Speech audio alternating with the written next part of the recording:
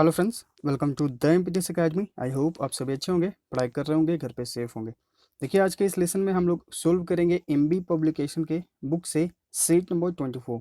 ठीक है, यहाँ पर लिखा गया है सोल्व पेपर 2018। इट मीन्स कि यह सेशन 2018 है। एग्जाम कंडक्ट हुए थे 4 जून 2019 से। ठीक है, ये CGL PT 4 जून 2019 से एग्जाम्स कंडक्ट हुए थे, तो उन्हीं का हम लोग यहाँ पर सॉल्यूशन कर रहे हैं। 2019 में जितने भी एग्जाम्स हुए हैं CGL, ठीक है, CPO, MTS स्टेनोग्राफर, जितने भी एग्जाम्स कंडक्ट हुए हैं, ठीक है, उन सारे क्वेश्चंस को हम लोग यहाँ पर सोल्व करेंगे। अभी हम लोग पहले सोल्व कर रहे हैं CGL के क्वेश्चंस। ठीक है, फिर CHSL करेंगे, स्टेनोग्राफर, CPO, जो भी क्वेश्चंस होंगे सारे क्वेश्चंस हम लोग यहाँ पर सॉल्यूशन करेंगे डिटेल में।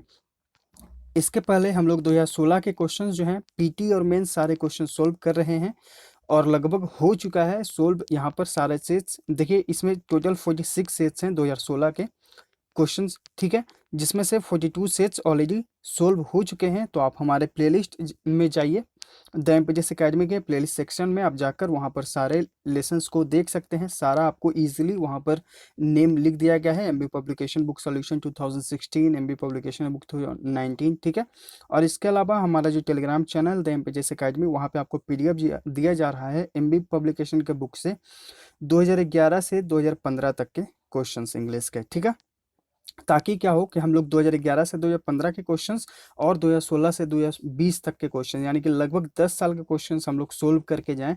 तो चाहे हम लोग PT में बैठे या फिर मेंस के एग्जाम में बैठे, हम लोग इजीली अपने क्वेश्चंस को वहां पर सोल्व कर पाएंगे। ठीक है, तो अच्छे से लेसन को देखिए, कंप्लीट देखिए, और कहीं पर अगर कोई प्रॉब्लम हो तो कमेंट करिए। ठीक है, तो चलिए फिर देखते हैं क्वेश्चन नंबर फर्स्ट क्या है हमारा। ये हमारा है, बताना है आपको क्वेश्चन नंबर फर्स्ट में एंटोनिम, यानी कि पर्यायवाची शब्द विपरीत। ठीक है, जो वर्ड हमारा है वो है लाइबर्टी। लाइबर्टी मतलब क्या होता है? लाइबर्टी मतलब होता है आज़ादी। ठीक है, अब इसका आपको विपरीत बताना है। तो ऑप्शंस देखते हैं। ऑप्शन ए आपका है स्लेवरी, मतलब होता है गुलामी। फ्रीडम मतलब होता है आज़ादी। ऑटोनोमी मतलब होता है स्वराज। ठीक है, और रिजर्वेशन यानी कि आरक्षण। तो देखिए, स्लेवरी मतलब हो गया गुलामी और ये हो गया आज़ादी, तो ये दोनों एक दूसरे के एंटोनिम हो गए। तो राइट आंसर यहाँ पे ऑप्शन ए है, क्योंकि हमें एंटोनिम ही बताना है। चूंकि ऑप्शन बी जो है यहाँ पे, देखिए, ये सिनोनिम है। ठीक है, लाइबर्टी मतलब भी आज़ादी होता है और फ्रीडम मतलब भी आज़ादी होता है। ठीक है, क्वेश्चन नंबर 2 पे आते हैं।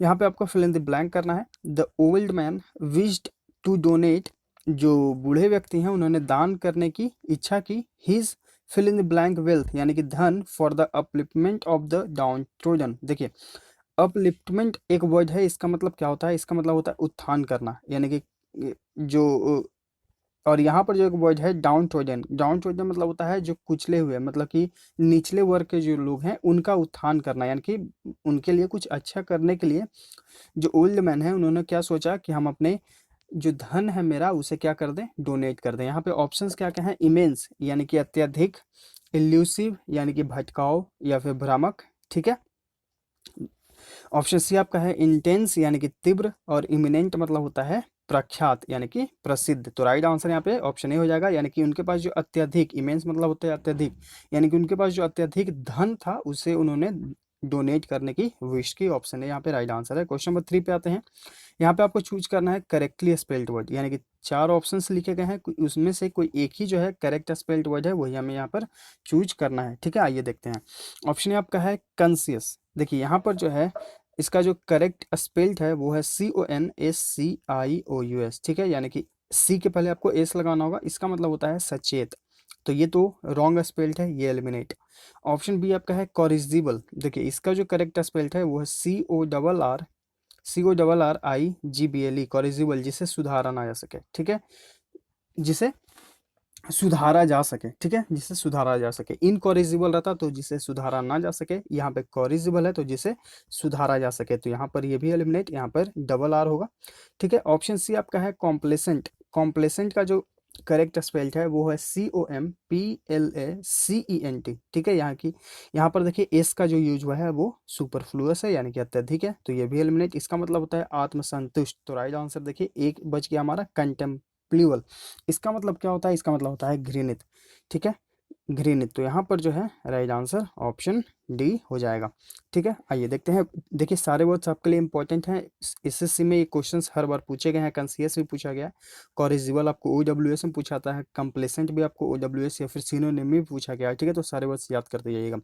क्वेश्चन नंबर 4 में आते हैं। आपको इम्प्रूव करना है अपने अंडरलाइन सेक्शन को। अगर आपको लगता है, अगर लगता है कि नहीं इम्प्रूवमेंट की ज़रूरत है तो आप इसे ज्यों का त्यों छोड़ दें, नो इम्प्रूवमेंट ऑप्शन के साथ जाएं। ठीक है, तो आइए देखते हैं क्या है हमारा question. Let us not neglect important aspects of life. हमें जो है महत्वपूर्ण चीज़ों को नेग्लेक्ट नहीं करना चाहिए। ठीक है, नेग्लेक्ट मतलब कि अनादर नहीं करना चाहिए उनका, जो महत्वपूर्ण चीज़ें होती हैं हमारे लाइफ में। L U pursue momentary pleasures. यहाँ देखिए मोमेंट्री मतलब होता है क्षणिक, प्लेजर्स मतलब होता है सुख, परस्यू मतलब होता है पीछा करना। तो जब हम क्षणिक सुखों का पीछा कर रहे होते हैं तब हमें जो है महत्वपूर्ण चीज़ों, जो लाइफ के महत्वपूर्ण एस्पेक्ट्स हैं, जो तथ्य हैं, उनका अनादर नहीं करना चाहिए। ठीक है, तो यहाँ पर जो देखिए राइट आंसर जो होगा वो हो जाएगा आपका ऑप्शन सी। ठीक है, क्यों होगा? देखिए यहाँ पर जो है आपको इम्प्रूव करने की ज़रूरत, मतलब ये ग्रामेटिकल यहाँ पे आप न सुधार कर अगर आप इसे समझेंगे एक सेंटेंस के तौर पर, तो आप समझेंगे कि यहाँ पर कहने का सेंस ये बन रहा है कि हमें जो है ज़िंदगी के महत्वपूर्ण एस्पेक्ट्स को अनादर नहीं करना चाहिए जब हम कर रहे होते हैं पीछा लाइफ के कुछ मोमेंट्री प्लेजर्स का, यानी कि कुछ क्षणिक सुखों का। ठीक है, तो जब हम पीछा कर रहे होते हैं तो यहाँ पर ऐसे सेंटेंसेस को हम लोग बनाते हैं व्हाइल से, और फिर जो हम वर्ब यूज करते हैं वो अपने वी फोर फॉर्म में रखते हैं। ठीक है, तो यहाँ पर जो है आपका ऑप्शन सी राइट आंसर हो जाएगा।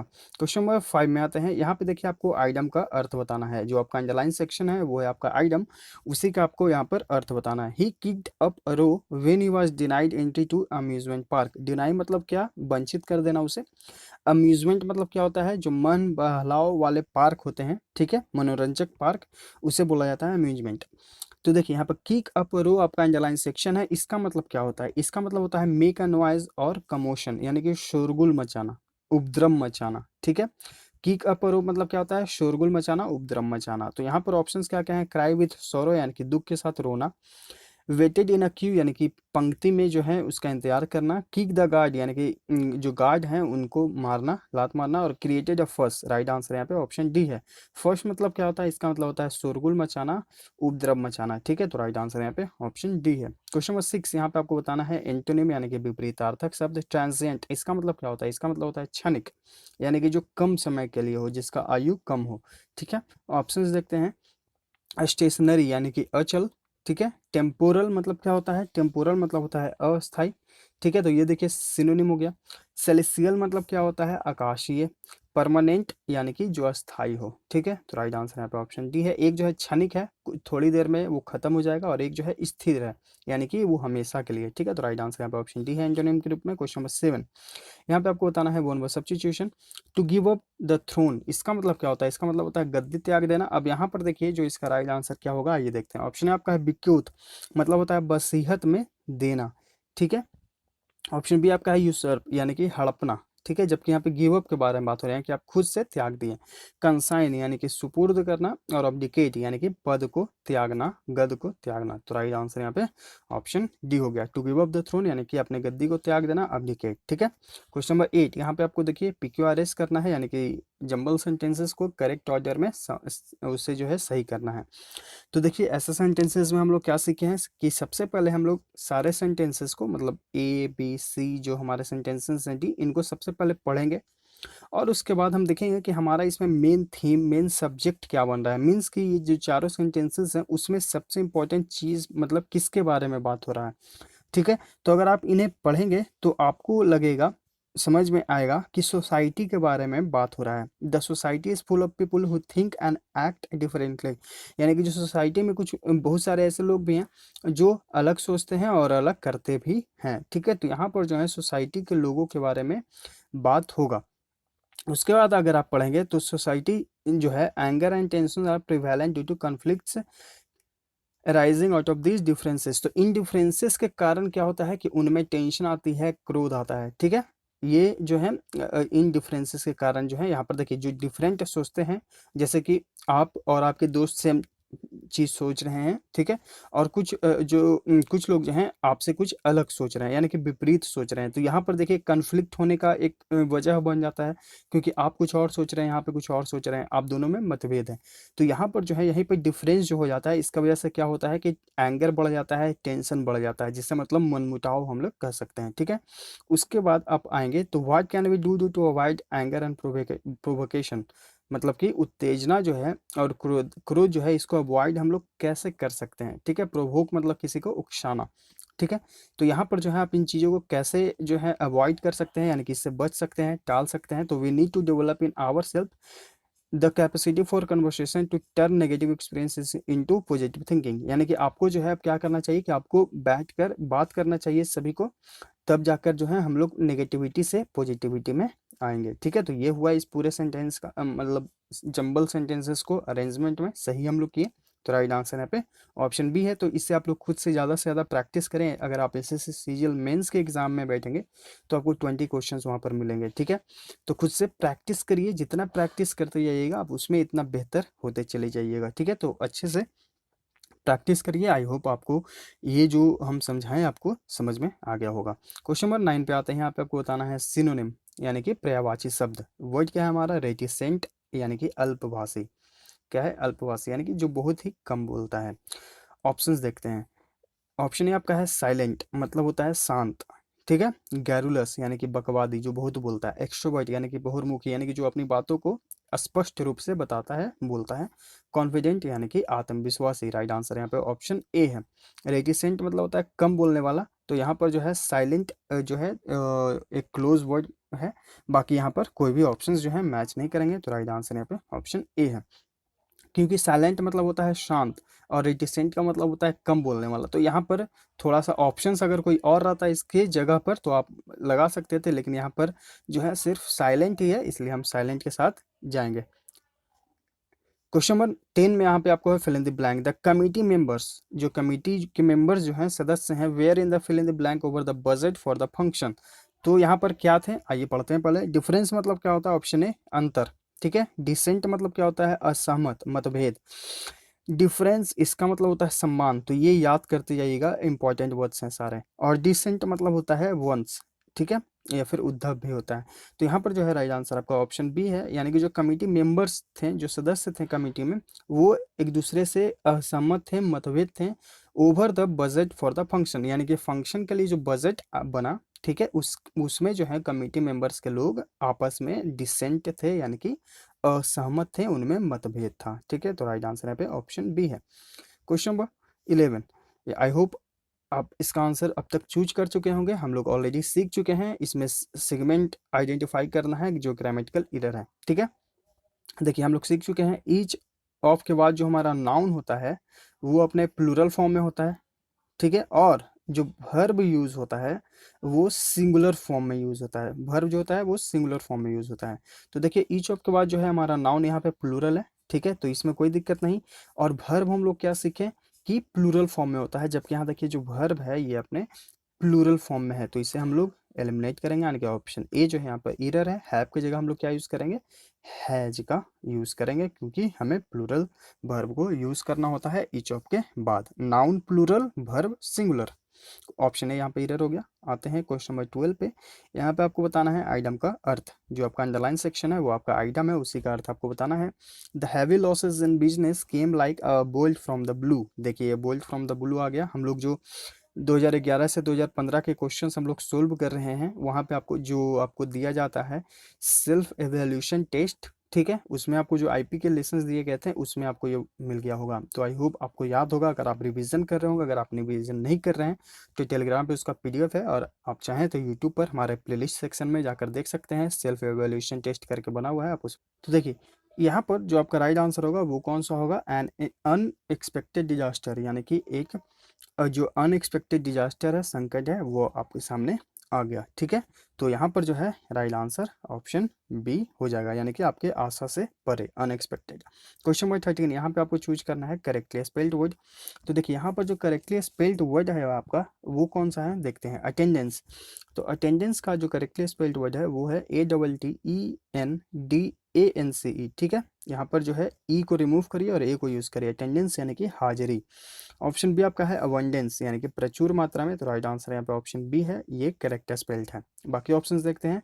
एरोगेंस ARROGANCE, ठीक है। तो ई की जगह हम क्या करेंगे, ए को यूज करेंगे, तो एरोगेंस मतलब होता है उद्दंडता, ठीक है।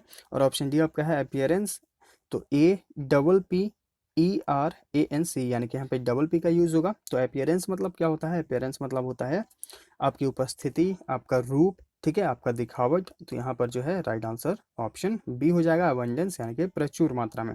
क्वेश्चन नंबर 14 फिर से आपका पारा जंबल सेंटेंसेस, इसे आपको करेक्ट ऑर्डर में करना है, ठीक है। तो आप पहले सेंटेंस को पढ़िए, उसके बाद जो है आप इसे सही तरीके से अरेंज करिए। इस देखिए, तो आप यहाँ पर पढ़ेंगे कि कुछ स्पेसीज जो हैं वो क्यों सर्वाइव करते हैं और कुछ स्पेसीज जो हैं वो एक्सटिंक्ट हो जाते हैं, यानी कि विलुप्त हो जाते हैं। एक्सटिंक्ट मतलब होता है विलुप्त हो जाना, ये एसएससी में पूछा गया है तो याद कर लीजिएगा, ठीक है। तो कुछ जो स्पेसीज हैं यानी कि जीव जो हैं वो सर्वाइव कर जाते हैं यानी कि जीवित रह पाते हैं, और कुछ जो हैं विलुप्त हो जाते हैं, ऐसा क्यों, इसी पर जो है आपको पूरा सेंटेंस अरेंज करना है। तो यहाँ पर जो आपका राइट आंसर है वो है आपका ऑप्शन सी। आप सेंटेंस को पढ़िए और इसे जो है सही फॉर्म में जो है ऑर्डर में इसे सरियाइए, ठीक है। क्वेश्चन नंबर 15 में आते हैं। यहाँ पे आपको बताना है मोस्ट अप्रोप्रिएट सिनोनिम यानी कि पर्यायवाची शब्द। फ्यूरी मतलब क्या होता है, क्रोध। अब इसका सिनोनिम बताना है यानी कि पर्यायवाची शब्द। ऑप्शंस देखते हैं। ऑप्शन है आपका सोरो यानी कि दुख, एंगर यानी कि क्रोध। तो राइट आंसर यहाँ पे ऑप्शन बी है। फ्यूरी मतलब भी होता है क्रोध और एंगर मतलब भी होता है क्रोध। बाकी ऑप्शंस हैं क्रुएलिटी यानी कि निर्दयता, क्रूरता, ठीक है, फ्राइट यानी कि डर, ठीक है। ऑप्शन बी यहाँ पे राइट आंसर है। क्वेश्चन नंबर 16 to 20 देखते हैं। यहाँ पे आपको फिल इन दी ब्लैंक है। 5 क्वेश्चंस आपको हैं 16 to 20, और यहाँ पे अप्रोप्रिएट ऑप्शन से इन पैसेज को कंप्लीट करना है, ठीक है। पढ़ते हैं। There was a still a light on in Mo's room, यानी कि अभी भी जो है मो के रूम में लाइट जल रही थी, ठीक है। ही ऑफन, वह अक्सर जो है स्टेज, वह जो है अक्सर, ऑफन मतलब अक्सर, ही ऑफन स्टेज, ठीक है, up reading late into the night, यानी कि वह अक्सर जो है रात में देर रात तक जो है पढ़ते रहता है, ठीक है। यानी कि वो जो है उसका आदत है कि वो अक्सर रात में ज़्यादा लेट नाइट जो है वो पढ़ते रहता, ठीक है। तो यहाँ पर जो है स्टे के साथ आपको प्रीपोजिशन यूज करना है अप का, स्टे अप, यानी कि लगातार उस काम को करते रहना, ठीक है। तो यहाँ पे अप हो गया। आगे पढ़ते हैं।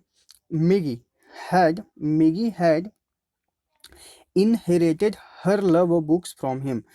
तो यहाँ पर जो है ऑप्शन बी है, मैगी ने जो है उसका ये जो बुक से प्रेम जो है वो क्या कर लिया था, वो जो है एब्जॉर्ब कर लिया था, यानी कि उसे जो है एक तरीके से विरासत में मान लिया था कि अब जो है हमें इसी के साथ रहना पड़ेगा, गुजारा करना पड़ेगा, ठीक है। तो इनहेरिटेड यानी कि बसीहत में प्राप्त होना। इनहेरिटेड जो वर्ड है इसका मतलब होता है बसीहत में प्राप्त करना, लेकिन यहाँ पर जो सेंस आपको सही करना है वो आपको यही एक वर्ड अप्रोप्रिएट होगा। बाकी ऑप्शंस देखते हैं। देखिए, ऑप्शन आपका है प्रोक्योर्ड, इसका मतलब क्या होता है, परिश्रम से प्राप्त करना, ठीक है। ऑप्शन सी आपका है एक्सट्रैक्टेड यानी कि निकालना, जैसे कि अगर आपके दांत में पेन होता है तो वो दांत को निकाला जाता है, फिर जो भी है समस्या, तो यही एक्सट्रैक्टेड मतलब हो गया निकाला जाना। गेन मतलब होता है लाभ करना। इसलिए जो है तीनों ऑप्शंस का कोई यहाँ पर सेंस नहीं है, इनहेरिटेड यहाँ पर राइट आंसर हो जाएगा, ठीक है। Maggi had inherited her love books from him, यानी कि उसने जो है यह जो आदत है वो वसीयत में पाया था। क्या वसीयत में पाया था, तो उसका पुस्तकों से प्यार करना। when she when she took refuge with him from a bad dream, ठीक है। जब यहाँ पर देखिए आपका जो ऑप्शन डी है यहाँ पर राइट आंसर होगा। क्यों होगा, क्योंकि देखिए यहाँ पर आप देख रहे हैं कि सारे वर्ड्स जो है यहाँ पर देखिए पास्ट में लिखे गए हैं। यहाँ पे वाज है, यहाँ पर भी स्टेज यानी कि वी2 फॉर्म में है, ठीक है। यहाँ पर भी देखिए हैड का यूज हुआ यानी कि पास्ट में है, पास्ट परफेक्ट में। तो सारे सेंटेंस जो है पूरे पास्ट में यूज हुआ है, इसलिए जो है हम यहाँ पर टू का यूज करेंगे। बाकी जो ऑप्शन हैं देखिए, टेक्स यानी कि प्रेजेंट में यूज होता है, ये फ्यूचर में यूज होता है, ये प्रेजेंट परफेक्ट में यूज होता है, ठीक है। इसलिए जो है हम यहाँ पर टू का यूज करेंगे। तो when she took refuge with him from a bad dream, nothing could lull her back to sleep better than mom's calm breathing, ठीक है।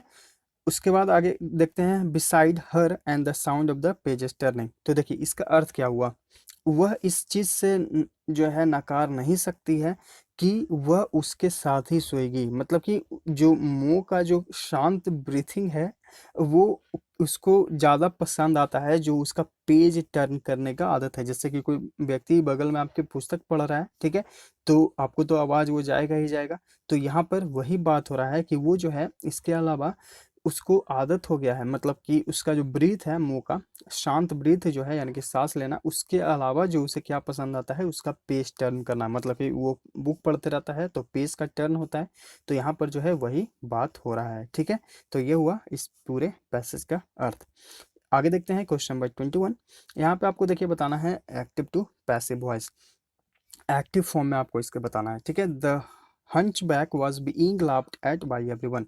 तो देखिए यहाँ पर वाज बीइंग का यूज हुआ है, यानी कि हमारा सेंटेंस जो है पास्ट कंटिन्यूअस टेंस में है। तो अब हम इसे अगर एक्टिव में बनाएंगे तो क्या बनेगा, subject plus was were plus verb का फोर्थ फॉर्म, ठीक है। तो यहाँ पर अगर हम इस चीज़ को जानते हैं तो हम अपने ऑप्शंस को एलिमिनेट करेंगे। यहाँ देखिए इस का यूज़ हुआ है एलिमिनेट, यहाँ देखिए V2 का यूज़ हुआ है, जबकि हम क्या जानते हैं वाज या वेयर का यूज़ करना है। यहाँ पर देखिए V5 का यूज़ हुआ है, ए भी एलिमिनेट, राइट आंसर यहाँ पे ऑप्शन ए हो जाएगा। यहाँ देखिए वाज का यूज़ हुआ है, ठीक है।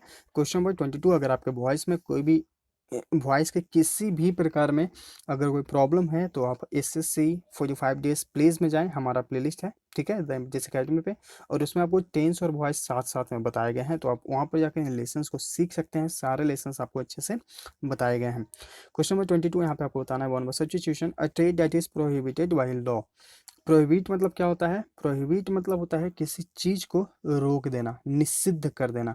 तो एक व्यापार जो है जिसे कानून के द्वारा रोक दिया गया है, निषिद्ध कर दिया गया, इसे क्या कहते हैं। ऑप्शंस देखते हैं। ऑप्शन ए आपका है इनक्रेडिबल, यानी कि अविश्वसनीय। इल्यूसिव मतलब होता है जादूगर, भ्रामक। इनएप्ट यानी कि अयोग्य, और इलिसिट यानी कि अवैध। तो राइट आंसर यहाँ पे ऑप्शन डी हो जाएगा, ठीक है। क्वेश्चन नंबर 23 यहाँ पे आपको बताना है पैसिव फॉर्म में, ठीक है। सम पीपल बिलीव, यानी कि हमारा सब्जेक्ट जो है वो, जो सेंटेंस है वो प्रेजेंट में बात हो रहा है, that discipline means blind submission to authority, ठीक है। तो ये सेंटेंस हमारा जो है किस में है, प्रेजेंट इंडिफिनिट में है। तो देखिए इस तरह के सेंटेंसेस आप बनाएंगे, इट इज बिलीव्ड, यानी कि subject plus is, it plus is plus verb का भीतरी फॉर्म, मतलब यहाँ पर जो वर्ड यूज होगा भर्ब, इसका आपको भीतरी बनाना है। उसके बाद बाई, ठीक है, और उसके बाद जो आपका जो सेंटेंस रहेगा आप उसे ज्यों का त्यों छोड़ दें, ठीक है। तो देखिए यहाँ पर जो है चूंकि हम जानते हैं कि सब्जेक्ट हमारा, सेंटेंस जो हमारा है वो प्रेजेंट में है, इसलिए हम प्रेजेंट में बनाएंगे। तो यहाँ पर देखिए बिलीव का यूज हुआ है, ये एलिमिनेट हो जाएगा। यहाँ पर वाज का यूज हुआ है, ये भी एलिमिनेट हो जाएगा। यहाँ पर हैज बीन का यूज हुआ है तो ये भी एलिमिनेट हो जाएगा। राइट आंसर यहाँ पे ऑप्शन सी है, it is believed by someone that discipline means blind submission to authority, ठीक है। तो ऑप्शन सी यहाँ पे राइट आंसर हो जाएगा। क्वेश्चन नंबर 24 में आपको बताना है अंडरलाइन सेक्शन को इम्प्रूव करना है, ठीक है। वी मस्ट इंडिवियर, इंडिवियर मतलब होता है प्रयत्न करना, प्रयास करना, ठीक है। We must endeavour to increase women's access for education also employment, ठीक है। तो यहाँ पर देखिए हम ऑलरेडी सीख चुके हैं ये प्रीपोजिशन के लेसन में, ठीक है, कि असेस के साथ जो है हम प्रीपोजिशन यूज करते हैं टू का।